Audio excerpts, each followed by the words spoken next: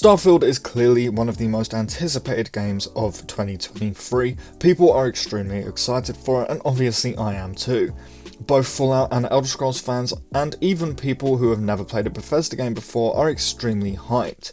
Every day I see more and more people hype this game up, and while that's great, I also see a lot of misinformation being spread around. So today I wanted to try and clarify a few things to help everybody keep their expectations in check, because if we don't, we're all just going to be very disappointed when the game actually releases.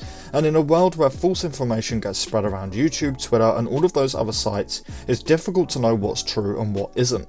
And I'm sure a lot of you guys will already know this, but a lot of others won't, so without any further hesitation, let's just dive straight into it. Now, starting off with a fairly easy one, which I'm sure most people will know, but there has been lots of talk about Starfield being empty and having no content, but that just isn't the case. It has been confirmed to us multiple times that Starfield will have more dialogue lines than both Skyrim and Fallout 4 combined, which are two pretty massive games in themselves, sitting at around 250,000 lines of dialogue, not including our protagonists because they're silent. That proves just how many quests must be in Starfield. We have a lot to look forward to. And I think that the reason why a lot of people think Starfield will be kind of boring and empty and not have much content is because yes, we're going to have a lot of empty planets, as you can see here.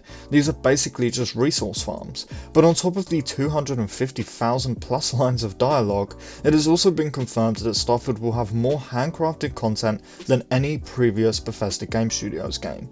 So if you've played Skyrim or Fallout 4 for example, and think those maps are pretty well filled with places to explore such as cities, towns, dungeons, Starfield is going to have a lot more of those. So no, Starfield will not lack content, and actually is going to be pretty full of it.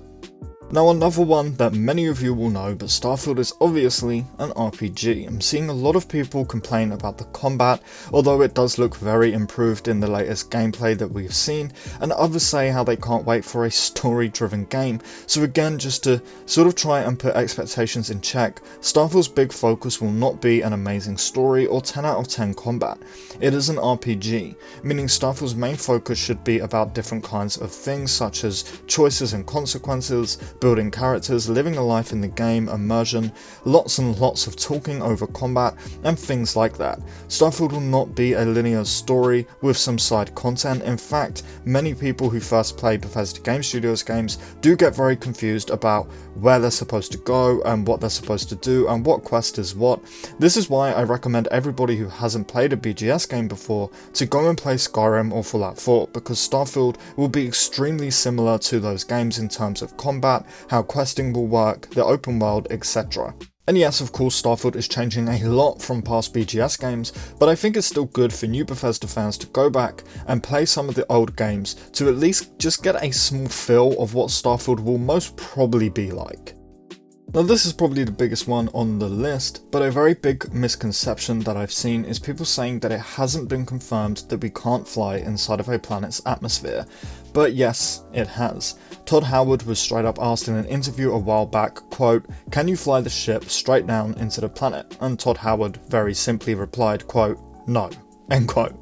So while we can obviously still fly around space and the galaxy and all of that good stuff, when we want to land on a planet, we have to click land, and then we'll get a cutscene of us landing on said planet, and that will be that. Same goes for us taking off from a planet's atmosphere into space. We cannot fly inside of a planet's atmosphere. That has been confirmed. Now, I understand why a lot of people will be kind of upset about that, but it doesn't bother me personally. Sure, I'd rather have it in the game, but unfortunately we just aren't getting it. The rest of the game looks amazing, at least in my opinion, so I really don't care all that much. Now, I've also seen a lot of people discussing that Starfield won't be playable on the Xbox Series S console. Now, as much as this won't affect me as a PC player, I still want to talk about it. Yes, the Series S is a weaker console compared to, say, the Xbox Series X or even the PS5. However, Starfield will absolutely work on the Series S. Starfield is a Microsoft-owned game. If it didn't work on one of their consoles, Microsoft would force Bethesda to delay again until it did work. Microsoft are not going to push out a game that has the potential to be the biggest game of the year or the next Skyrim. If it didn't work on one of their best-selling consoles, they would make Bethesda delay it again until it did work. And I will say that Fallout 4 does run horribly on the Series S. I can back that up as I do have a Series S for travel and such. However, the reason why is because Fallout 4 has never had a proper next-gen port, so the Series S is trying to run a game that wasn't made for that console, if that makes sense. We really do not need to worry about Starfield not working on the Series S, so let's just put that argument to bed. Now lastly, I want to run down a bunch of more obvious things very quickly and sort of just pack them all into one, so let's just begin. Starfield will have a silent protagonist, meaning our character will not have a voice. That has been confirmed and is something everybody should know by now, so please ignore the rumours that our protagonist will secretly have a voice. Same goes for Starfield coming to PlayStation. As much as I think it should be on PlayStation because I disagree with exclusivity, it isn't going to be on PlayStation and it likely never will be. We still don't know if we can have multiple spaceships. The only reason I bring this up is because I see a lot of people talking about multiple ships like it has already been confirmed. I do think that Starfield will have multiple ships, or at least there will be a solid chance that we'll have multiple ships, but again, there has been no confirmation on that so far. We still have no idea if land vehicles will be in the game. In fact, Bethesda have been weirdly silent on that, even though it's one of the most asked questions, so who knows. We still don't know if we'll have more than the 4 already confirmed cities. That is just a rumour too, and honestly I wouldn't pay too much attention to it, and that is pretty much everything I wanted to go over. I understand that most people will know all of these things, and a lot of it may seem like common knowledge, but when you spend as much time as I do talking about and, for lack of a better word, researching Starfield, you'll know that a lot of people still have many misconceptions about the game.